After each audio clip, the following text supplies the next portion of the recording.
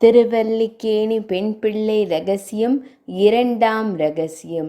அவரோ நீர் எனக் கேட்டேனோ மணற்பாக்கத்தாரைப் போலே.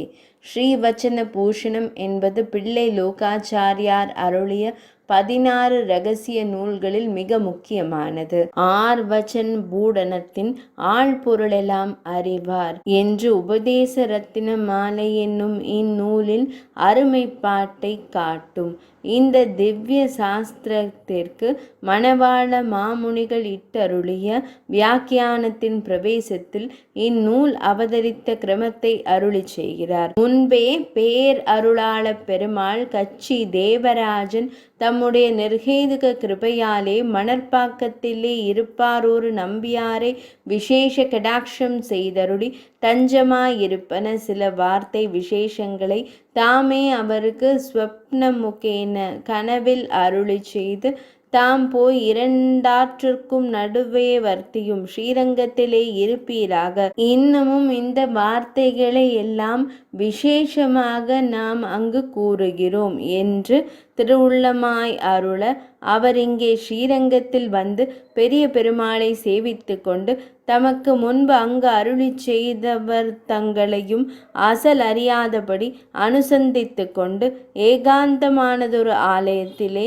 வர்த்தியா நிற்கச் செய்தே தம்முடைய ஸ்ரீபாதத்திற்கு அந்தரங்கர்களான முதலிகளும் அதாவது சிஷ்யர்களுடன் தாமுமாக பிள்ளை உலகாச்சாரியார் ஒரு நாள் அந்த ஆலயத்திலே அன்போடு எழுந்தருளி அவ்விடத்தில் ஏகாந்தமாய் அதாவது தனிமையாக இருக்கையிலே இரகசியார்த்தங்களை முதலிகளுக்கு அருளி செய்து அப்படியே எழுந்தருளி தயாராகி நிற்க அவை காதிற்பட்ட மணற்பாக்கத்து நம்பி அவை தமக்கு பேரருளாள பெருமாள் அருளி செய்த வர்த்த விசேஷங்களாக இருக்கையாலே பேராவித்தராய் அதாவது மிகவும் ஆச்சரியப்பட்டு உள்ளினின்றும் புறப்பட்டு வந்து பிள்ளை லோகாச்சாரியார் ஸ்ரீபாதத்திலே விழுந்து அவரோ நீர் அந்த தேவ பெருமாள் தானோ தேவரீர் என வினவி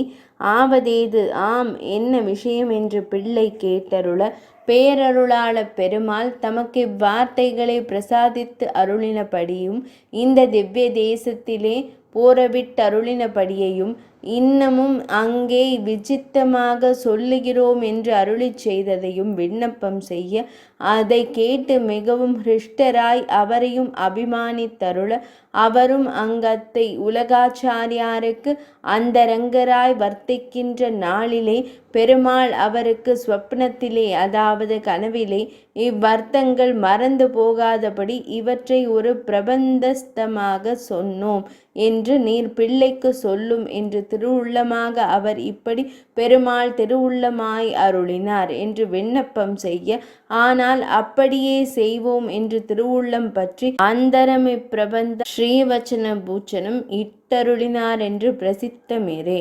மணற்பாக்கத்து நம்பியை காஞ்சிபுரத்திலே தேவ பெருமாள் நிர்ஹேதுகமாக ஷயீகரித்து ஸ்ரீவச்சன பூஷண இரகசியார்த்தங்களை சாரமாக அருளி செய்து இவற்றை மேலும் விவரமாக ஸ்ரீரங்கத்தில் சொல்லுகிறோம் அங்கே போயிரும் என்று நியமித்தருள நம்பியும் அப்படியே ஸ்ரீரங்கத்தில் பெரிய பெருமாளை சேவித்து கொண்டு பிறர் காதில் படாமல் இவ்வார்த்தங்களை தமக்கு தாமே சொல்லிக் கொண்டிருக்க தற்செயலாக பிள்ளை லோகாச்சாரியார் அவ்விடத்தில் சிஷ்யர்களுடன் வந்து சிஷ்யர்களுக்கு இரகசியார்த்தங்களை அருளி செய்ய மறைந்திருந்த நம்பி அது கேட்டு அவை தாம் காஞ்சிபுரத்தில் கேட்ட விஷயங்களாய் இருக்கையாலே வெளியே வந்து உலகாரியனை சேவித்து அவரோ நீர் கச்சி தேவ பெருமாள் தானோ நீர் என்று கேட்க பிள்ளையும் இசைய இவர் முன்பு நடந்ததை கூற பிள்ளையும் உகந்து அந்த நம்பிக்கு மேலும் விஷயங்களை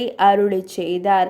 மணற்பாக்கத்து நம்பியின் கனவில் பெரிய பெருமாள் தோன்றி இவ்வர்த்தங்களை ஒரு கிரந்தமாக செய்யும்படி பிள்ளையை நாம் கேட்டதாக சொல்லும் என்ன நம்பியும் இதை பிள்ளையிடம் விண்ணப்பிக்க அதடியாக இந்த ஸ்ரீ நபபூஷணம் அவதரித்தது என்று வரலாறு. இதனால் கச்சி பேரருளாளனே லோகாச்சாரியாராக அவதரித்தார் என்பது வெளியாகிறது. இப்படி பெருமாள் மணற்பாக்கத்து நம்பிக்கு போலே அடியேனுக்கு நிர்ஹேதுகமாக கிருபை பண்ணி அருளை தம்மை ஆச்சாரியாராக காட்டப் பெற்றேனோ என்பது அம்மையாரின் இரகசிய வார்த்தை. இரண்டாம் இரகசியம் நிறைவடைந்தது.